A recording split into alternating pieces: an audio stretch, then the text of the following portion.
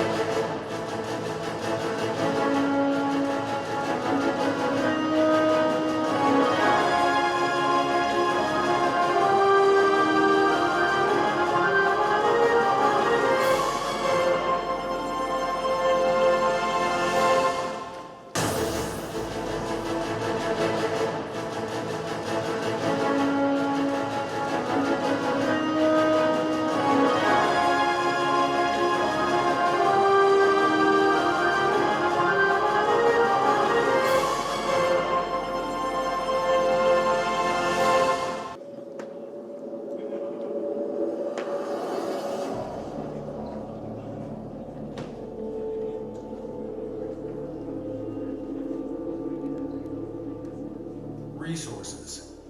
For thousands of years, they have defined the course of civilization.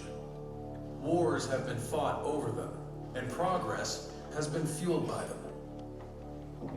As the gap between the scarcity of resources and the needs of the increasing world population is growing wider, the resulting problems are becoming ever more complex and urgent. The question arises whether we are approaching the point of no return, the moment when planetary overshoot will catch up with humankind, eventually leading to the collapse of civilization as we know it. For example, in the last 5,000 years, more than 600 armed conflicts and wars over water sources have been recorded. Due to climate change and increased demand, violent clashes over water could become even more common in the future.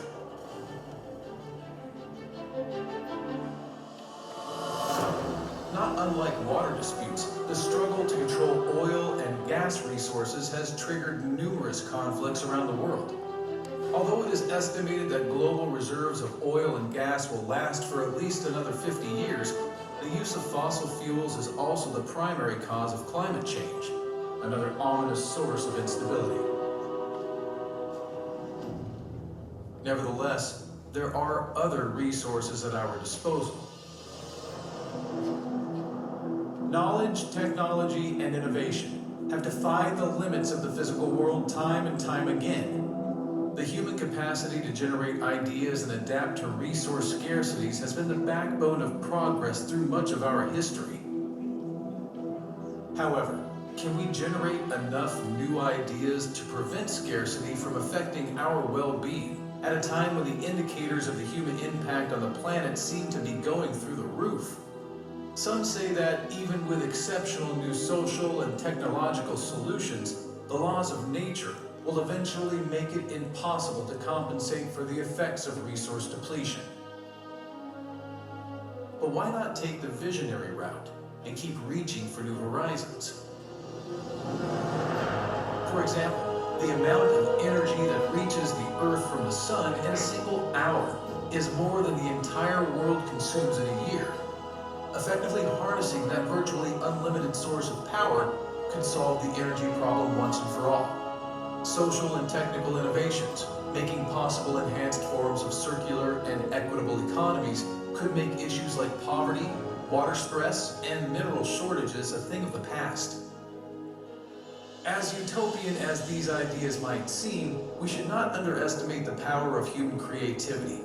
Not just the knowledge resources at hand today, but also the immense and still untapped potential of underprivileged groups in developing countries and elsewhere.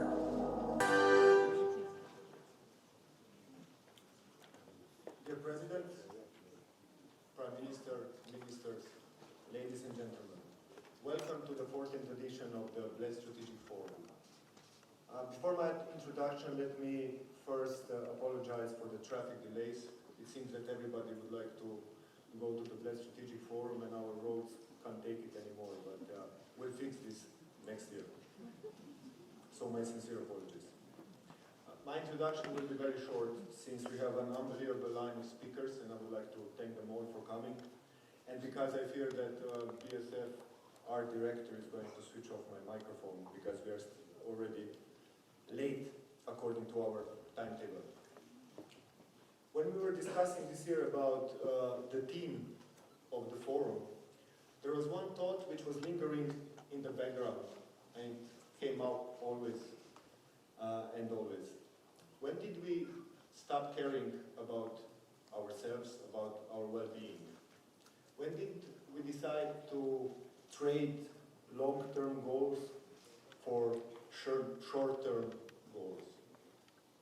Today, when the planet is burning, when our societies are torn and divided, when democracy is at stake, we somehow lost the ability to care. To care about our future and the future of the ones who are coming after us. If we would care, we would be aware that it's not about saving nature, it's not about saving the forests and our planet. They will be fine with or without us. It's about saving ourselves. You and me, my son, your granddaughter, our grandchildren. If we would understand that, we would be selfish in fighting for the future. We would embrace sustainable development and try to act inclusively in order to bring all facets of our society around the same table and act. So one thought which I want to leave with you before I announce our next speaker. We are all in the same lake. You can call it Bled if you want. And it's time that you, me, and everybody else recognizes this simple fact. With this short introduction, let me now welcome our host, His Excellency Dr. Mira Cerarja, Minister of Foreign Affairs of Slovenia, to deliver his welcome address. Mr. Minister, please, the floor is yours.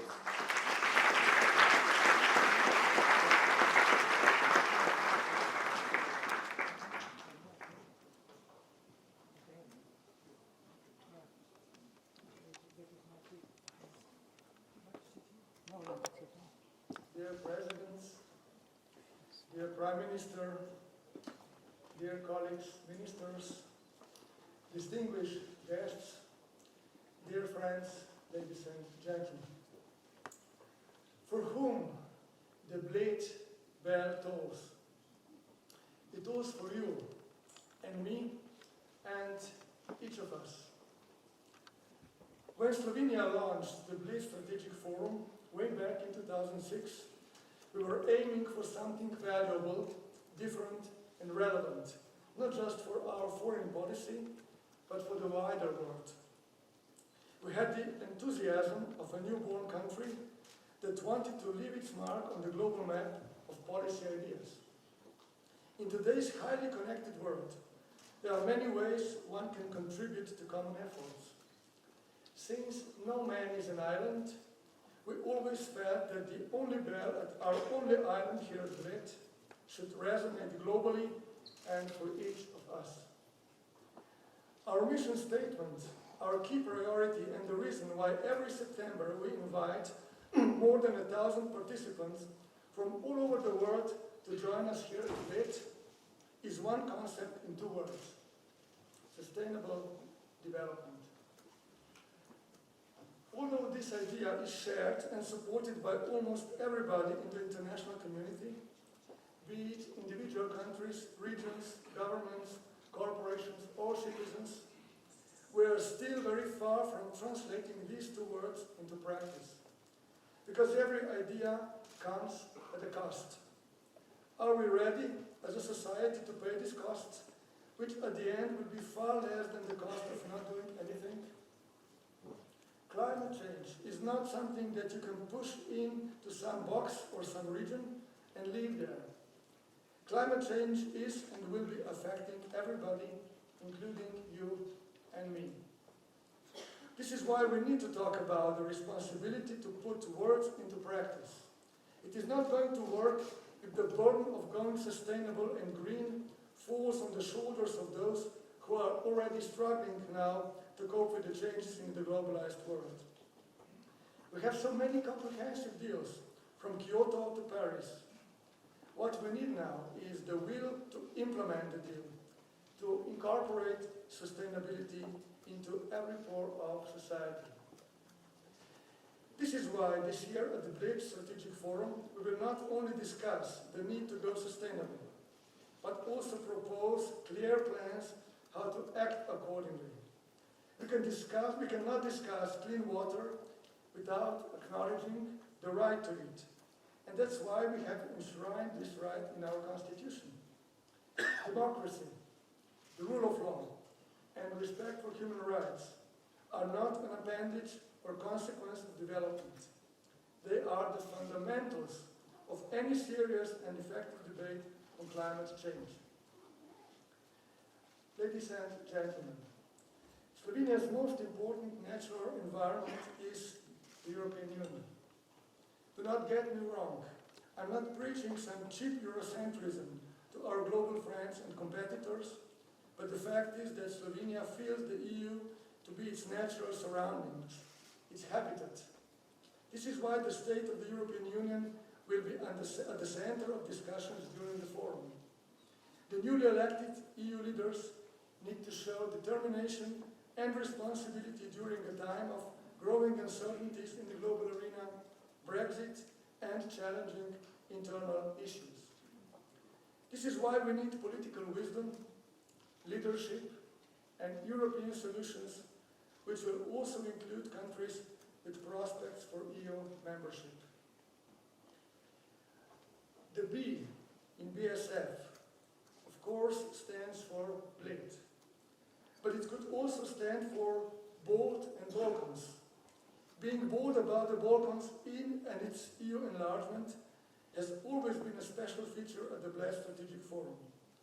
It is in Slovenia's vital and strategic interest for the countries of the region to achieve irreversible stability and prosperity and become members of the EU as soon as possible.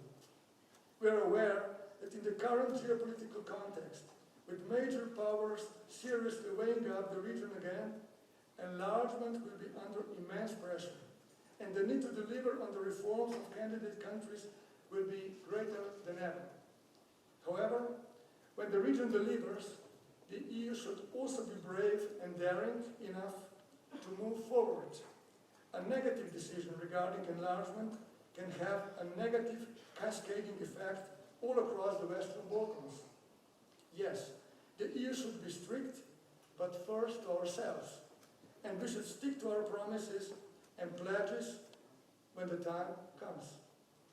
If we do not act in this way, it will be our failure and responsibility if we lose the region. What we need is a region that is reforming, that is developing and adopting European values and norms. It will be very difficult, of course, if not impossible, to reignite the European passion among the citizens of the region if you blow out the candle of prospects for EU membership and hope. Other actors, other players are more than ready to fill this void. In a way, this is already happening. The Western Balkans is a geostrategic arena and the EU and the region cannot afford to lose. Migration flows are one of the issues where the EU will stand or fall. Nobody is under the illusion that migration is not a serious issue and consequentially a generational one. But we need to look at it in a comprehensive and objective manner. Of course, this is a security question, but in equal terms, it is also a question of demography and opportunities. In solving these issues, Slovenia, as a Schengen country, respects European norms and values. As one of my fellow foreign ministers said, you first need to control your borders to decide how open they are. We must be aware that people of the world will continue migrating. What we need to insist on is the respect for democratic standards, rule of law, and the respect of our culture. When talking about geostrategic questions, we must mention a gradual but irreversible reshaping of power in the international arena, which will have long-lasting consequences for our common future. Multilateralism is in danger. For countries like Slovenia, a functioning multilateral framework is essential in order to safeguard and guarantee our sustainable and secure livelihood. However, this doesn't apply to small countries only. Even the biggest powers rely so heavily on multilateralism that by thwarting it, we thwart the destiny of the world as we know it. There are many more challenges, of course, and questions that we will discuss at this edition of the Bled Strategic Forum. Looking at the impressive list of speakers, panelists, and important guests, I'm very proud that the Minister of Foreign Affairs, together with the Center for European Perspective, was able to combine all of these in a two-day agenda. Distinguished guests, dear friends, if you find a moment to go to the island and ring the bell for luck, please do not forget that no man is an island. We create our common future only together, respectfully engaged. So, do not ask for whom the Bled bell tolls. It rings for the planet. Only through diversity of thoughts and responsible attitudes can we arrive at comprehensive and viable solutions for our common future. So welcome to Slovenia, where discussion and debate are valued and different opinions are shared and cherished. Thank you.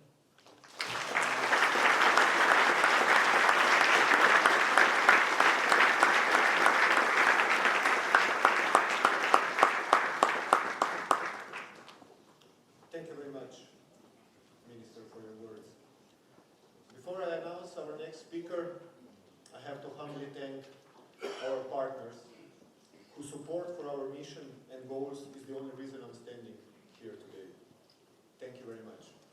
Especially, I would like to thank our 5 strategic partners: Generali, Rico, the Boston Consulting Group, Telecom, and our new partner, Toyota.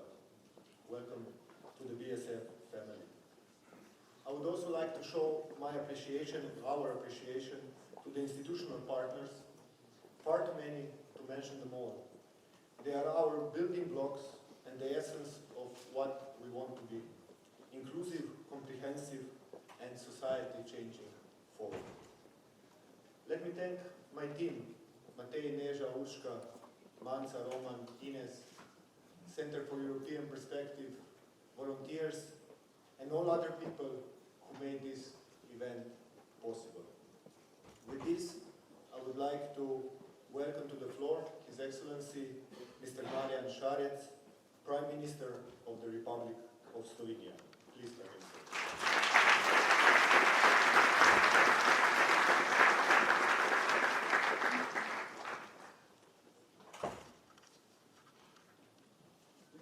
Distinguished guests, presidents, ministers, ladies and gentlemen. It is my honor to welcome you to Bled and address you at the Bled Strategic Forum 2019. Slovenia is proud to host this conference, which brings together representatives of today's most prominent opinion shapers and decision makers. In this part of the world, we are not afraid of tackling the most pertinent topics and concerns. We are aware that they must be discussed in an open manner and in a spirit of collaboration. Finding solution might not be the easiest part, but it certainly is the most democratic and sustainable part. I'm proud that Bled Strategic Forum provides such an opportunity. This year, I see the Bled Strategic Forum as all about stability versus instability. I genuinely expect that the discussions which will take place today and tomorrow will be honest and action-orientated. We must acknowledge that we are running out of time for positive actions. These are needed in order to make sure that the next generations can be ensured a safe, stable and prosperous future. When discussing factors of instability and ways to fight them, it is my firm belief that today stability and security are tied more than ever to sustainability. Therefore, sustainability now could also be the motto of the present BSF discussions. We, the leaders and politicians, are amongst those that carry the biggest share of responsibility. We must be constantly aware that the decisions that are taken will mark the future of national and global policies. And since confidence in politics is not at its highest level, it will only be positive actions that will count. This said, allow me to outline some of my thoughts, as I also wish to provide some food for thought for the BSF discussions later today and tomorrow. I will divide my point into three concentric circles: global, EU, and national. I will focus on the importance of ensuring stability and security through sustainability. First of all, I believe we are all out of time for partial action. There is an urgent need for a unified and coordinating approach towards global challenges. Clear recognition of scientific facts and immediate actions are needed regarding climate change, water supplies, and food security, if I only name and start with the most pressing issues. The fight against terrorism must continue. Preventive actions and coordination must go hand in hand.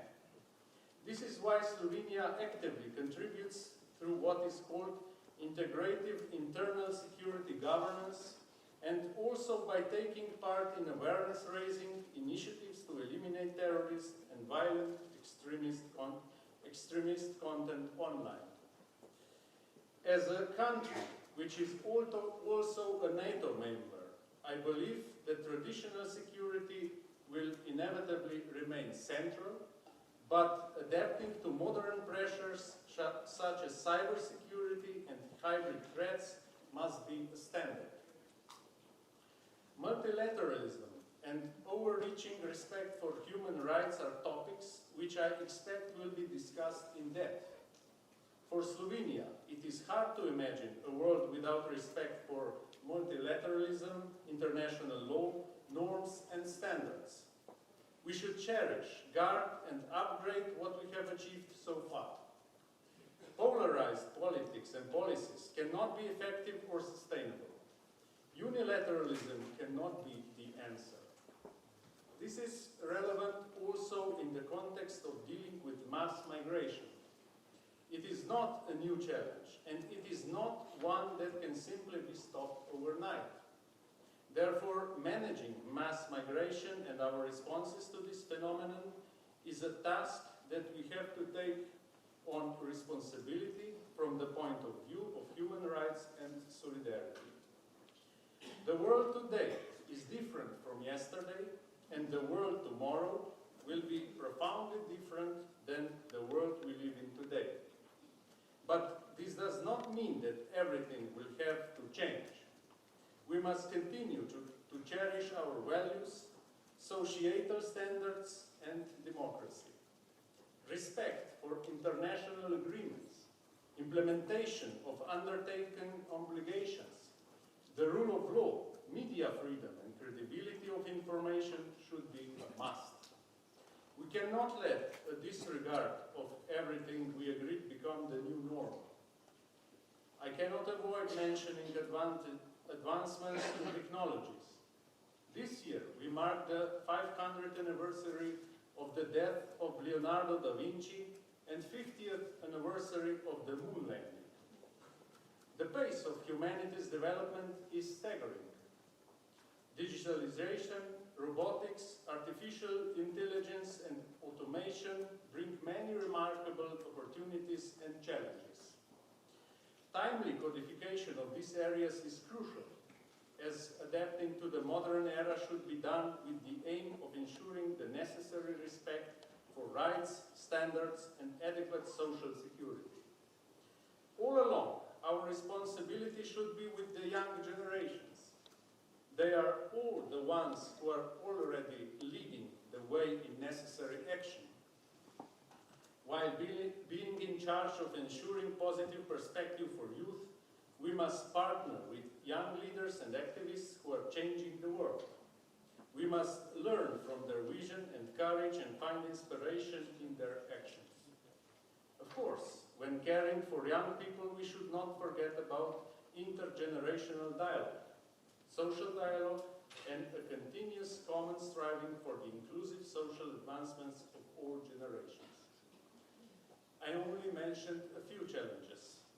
I'm very much aware that a globally coordinated response to the most pertinent ones is not something that can be achieved easily. We all have high expectations, but sometimes reality does not match the ideals. This is why I also believe we are way past the point where we could wait and sleep peacefully with the excuse that nothing can be done unless it is coordinated globally. Continuous waiting for global responses will not ensure change. It is high time for a parallel bottom-up approach. We must start wherever it is possible. We must ensure sustainability on the individual level, on the national level, and on the EU level, and demand it on the global level. This brings me to my second point. For Slovenia, being part of the European Union makes us responsible for decisions and actions taken within the Union. Discussions on the future of the European Union should also be sustainable ones. Slovenia is committed to a strong, cohesive, and united European Union, an area of security and stability that can effectively face the key challenges and threats of contemporary world while ensuring solidarity and the highest standards of human rights and dignity. We need to restore confidence in the EU and its institutions, in fair cooperation and in the rule of law. People must be put in the center of our activities. We are at the beginning of a new institutional and legislative EU cycle. Each such beginning offers an opportunity for a new directions. I expect in the coming period that the EU will be able to ensure future-oriented leadership and be able to bring about inclusive and sustainable social as well as economic change. Slovenia is ready to actively participate in this. To conclude with my third point, our crucial responsibility is to make sure that the Slovenian government has high national ambitions, takes the necessary legal steps, and makes sure that caring for our prosperous common future is engraved in all our actions. We are not afraid to tackle the area of science and modern technologies. The first worldwide UNESCO Artificial Intelligence Research Center is to be established in Slovenia.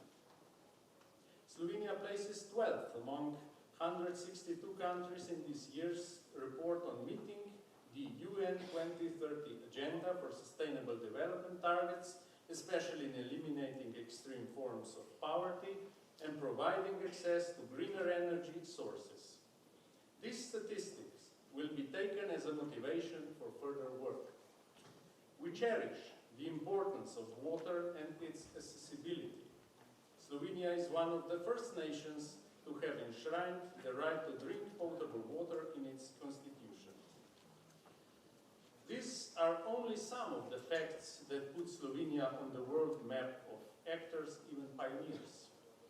Sustainability will also be a fil rouge of the Slovenian EU Council Presidency 2021.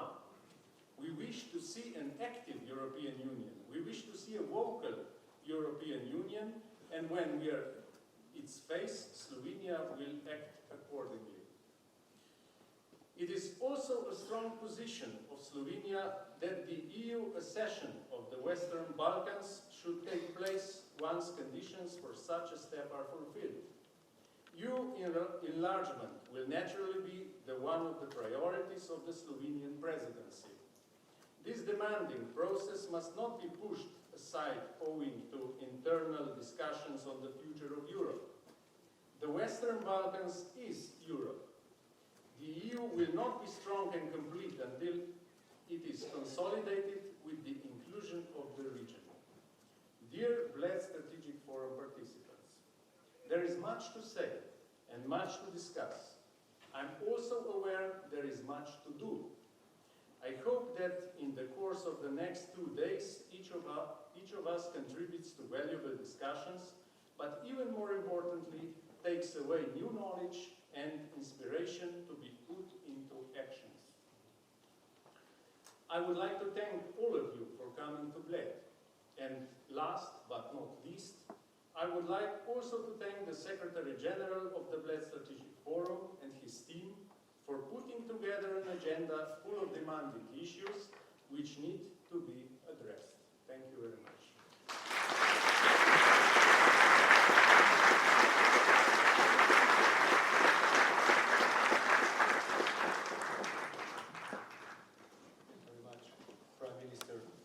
Our next speaker, yesterday she was addressing young Bled Strategic Forum, and she said one thing. She said that when she was younger, she thought that she could change the world by herself.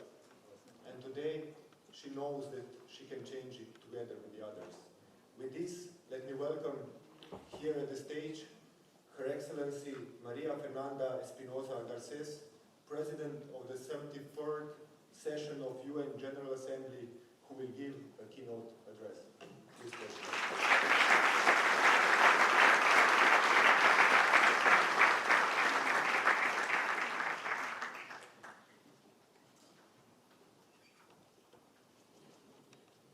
Good afternoon.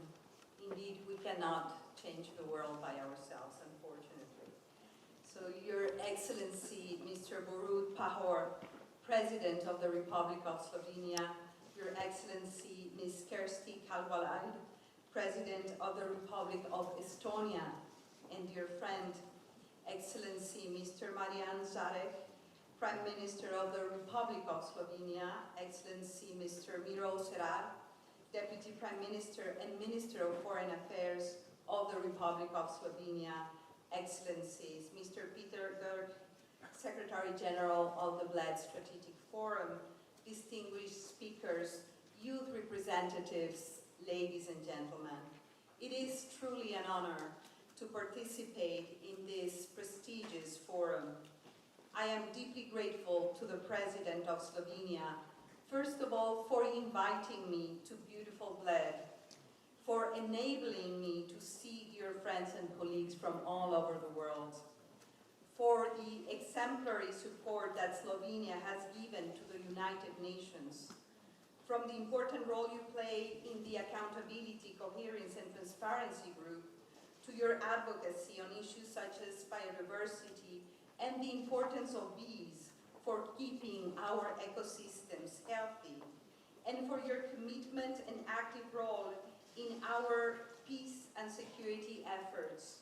Currently, the UNPSO and UNFIL, where the first woman contingent commander was also from Slovenia, and I feel very proud of that. We need indeed more women in peace and security. So thank you very, very much for that. So it comes as no surprise to see the Bled Strategic Forum go straight to the core of the defining challenges on this turbulent time, and to capture the paradoxical nature of contemporary global affairs so succinctly with the use of two sets of parentheses: resources and instability. Because the greatest challenges we must address, the climate crisis, the disruptive effects of new technologies, rapidly changing demographics, inequality, migration, also offer us the greatest opportunities to reap the benefits of human mobility as we have the mobility of goods and capital, to harness the creativity of youth, to revolutionize our cities, our societies and economies, and to make them safe, fair and green. Excellencies and dear friends, a desire to close this gap between the future we want and where we currently stand, underpinned in the founding of the United Nations nearly 75 years ago. And we have come a long way since then. Today, we have international laws and mechanisms on almost every aspect of human life and planetary resource. Today, we have the concept of an international community, one that is expected to work together on shared challenges. We have a UN system that feeds over 90 million people every day, that vaccinates nearly half of the world's children, has cleared landmines and eradicated smallpox, and supported the adoption of the Paris Agreement on climate change and the Sustainable Development Goals, what I call our survival kit for humanity, our new social contract.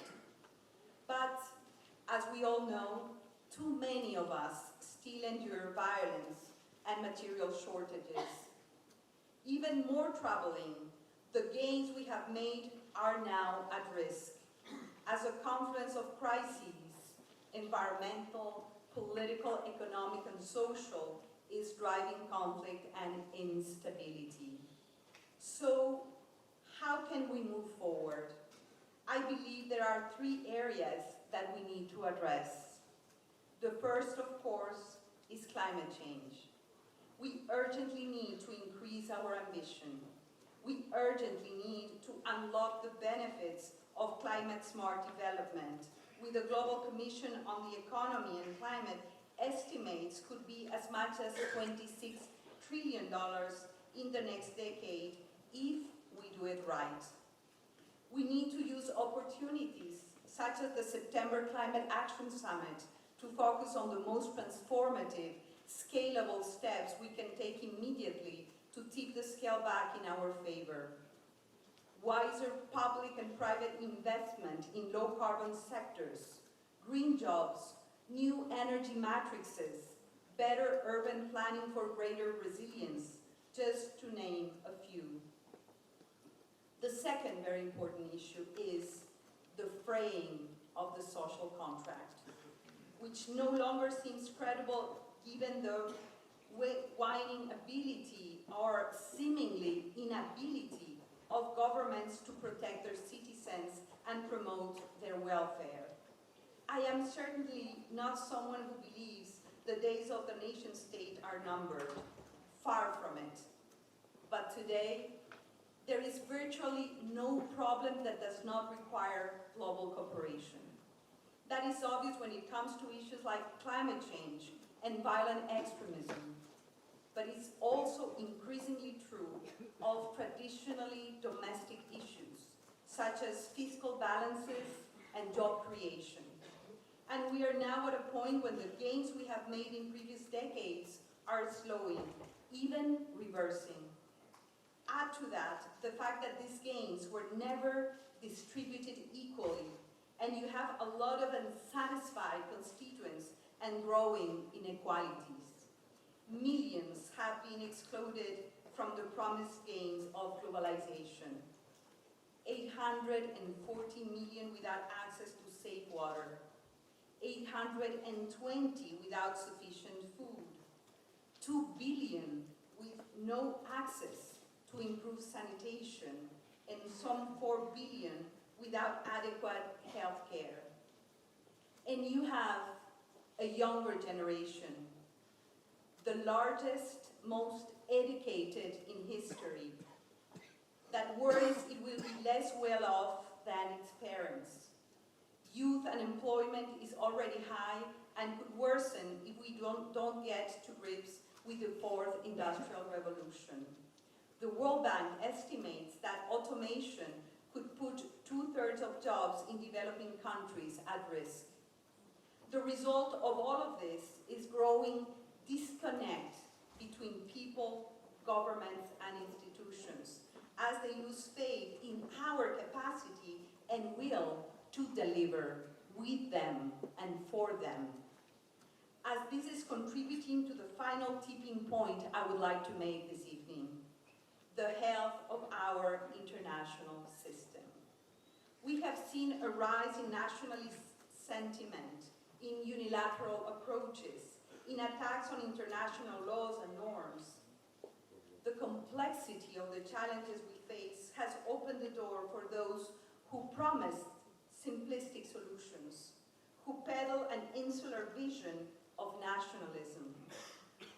As we know only too well, these trends can lead to war. And this time, war could wipe us out through nuclear weapons, but also by preventing action on the climate emergency or in eradicating poverty or countering terrorism. Excellencies and dear friends, multilateralism is not only urgent, it is a matter of survival. It is the only way we can tackle the challenges we face. And it is the best ways for states to pursue their national interests by sharing the costs, the risks, and burdens with others. We must make this case vigorously to political leaders. We also need an international rules-based system that is predictable, that is strong and reliable. And we must do more to convince ordinary people that the multilateral system can deliver for them. That has been the challenge I have set for this session of the General Assembly. The theme for this session has been to make the United Nations relevant for all.